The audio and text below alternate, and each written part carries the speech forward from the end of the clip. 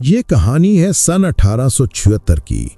एक साबिक अमरीकी फौजी कैप्टन नेथन एल्ग्रेन, जो अमरीकी इंडियन जंगों में किए गए बेगुनाह कत्ल के एहसास से जुर्म में मुब्तला है।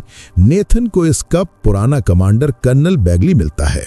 बैगली इससे पेशकश करता है कि वो जापान की नई कायम करदा शाही फौज को तरबियत दे। ये मंसूबा एक जापानी बिजनेसमैन ओमोरा का है, जो इस फौज के जरिए जापान के नए बादशाह के खिलाफ उठने वाली सामुराई बगावत को दबाना चाहता है।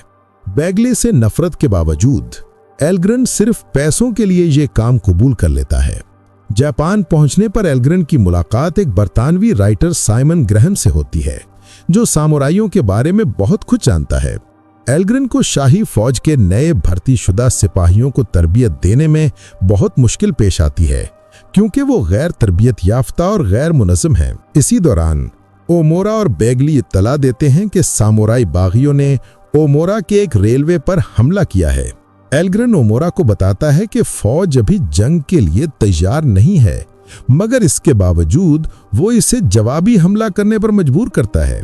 एल्ग्रेन के खदशात दुरुस्त साबित होते हैं। फौज के सिपाही खौफजदा होकर भाग जाते हैं और सामुराई आसानी से उन्हें शिकस्त देते हैं।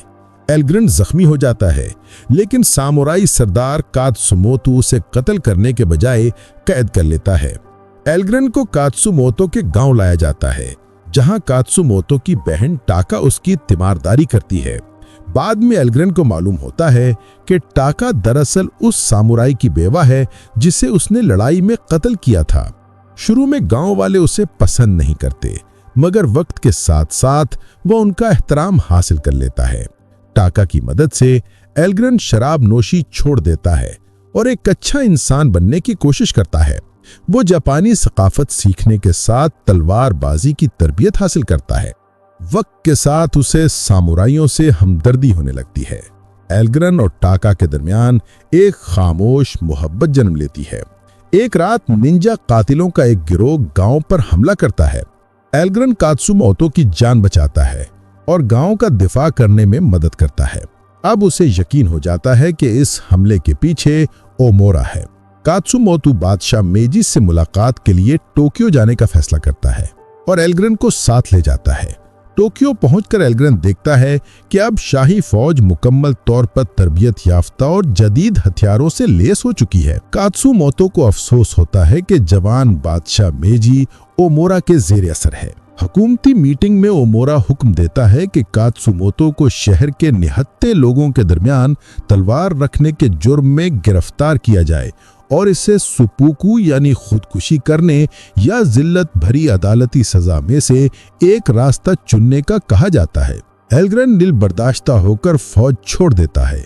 जब ओमोरा के भेजे हुए कातिल उसे मारने आते हैं तो वो उन्हें हरा देता है और ग्रहम और सामुराइयों की मदद से कात्सुमोतो को कैद से आजाद कराता है। इस दौरान कात्सुमोतो का बेटा जख्मी होकर अपनी जान कुर्बान कर देता है ताकि सब वहां से महफूज निकल सकें। जब शाही फौज बगावत कुचलने के लिए आगे बढ़ती है तो गमजदा कात्सुमोतो खुदकुशी करना चाहता है, मगर एल्ग्रेन उसे रोकता है और कहता है कि उससे लड़ना चाहिए। टाका एल्ग्रेन को अपने शौहर की सामुराई ज़रा पहनाती है और कात्सुमोतो उसे एक नई तलवार देता है जिस पर लिखा होता है वो सिपाही जिसमें पुरानी और नई दुनिया मिल गई है। मैदान जंग में एल्ग्रेन और कात्सुमोतो का सामना ओमोरा और बैगले से होता है। कात्सुमोतो हथियार डालने से इनकार कर देता है। जंग शुरू होती है। दोनों तरफ शदीद नुकसान होता है। जब सामुराई तादाद में बहुत कम रह जाते हैं तो वो एक चट्टान के पीछे छुप जाते हैं। जब दुश्मन फौज पास पहुंचती है तो कात्सुमोतो हमले का हुक्म देता है। एल्ग्रेन बैगले को मार देता है, लेकिन सामुराई जदीद तोपों के सामने ढेर हो जाते हैं। एल्ग्रेन का एक शागिर्द अफसर जो कभी इससे तरबियत हासिल कर चुका था, सामुराइयों के हौसले और कुर्बानी से मुतासिर होकर आंसुओं के साथ गोलाबारी बंद करने का हुक्म देता है। जख्मी कात्सुमोतो एल्ग्रेन की मदद से सुपोकू करता है और दुश्मन फौजी एहतरामन घुटने टेक कर झुक जाते हैं। कुछ वक्त बाद जब जापानी हुकूमत मगरबी ताजरों से मुआहदा करने जा रही होती है तो जख्मी एल्ग्रेन वहां पहुंचता है। वो बादशाह मेजी को कात्सुमोतो की तलवार पेश करता है और कहता है कि वो उन रवायात को याद रखे जिनके लिए सामुराइयों ने जान दी। बादशाह को एहसास होता है कि जापान को नई तर्ज पर जरूर होना चाहिए, मगर अपनी तकाफत और तारीख को भूलना नहीं चाहिए। वो तिजारती मुआहदा रद्द कर देता है और जब ओमोरा एतराज करता है तो बादशाह मेजी उसे धमकी देता है कि उसकी दौलत जब्त कर ली जाएगी। बादशाह एल्ग्रेन से पूछता है, कात्सुमोतो कैसे मरा? एल्ग्रेन मुस्कुराकर जवाब देता है, मैं आपको ये नहीं बताऊंगा कि वो कैसे मरा, बल्कि ये बताऊंगा कि वो कैसे जिया। आखिर में एल्ग्रेन वापस गांव आता है, जहां टाका उसका इंतजार कर रही होती है।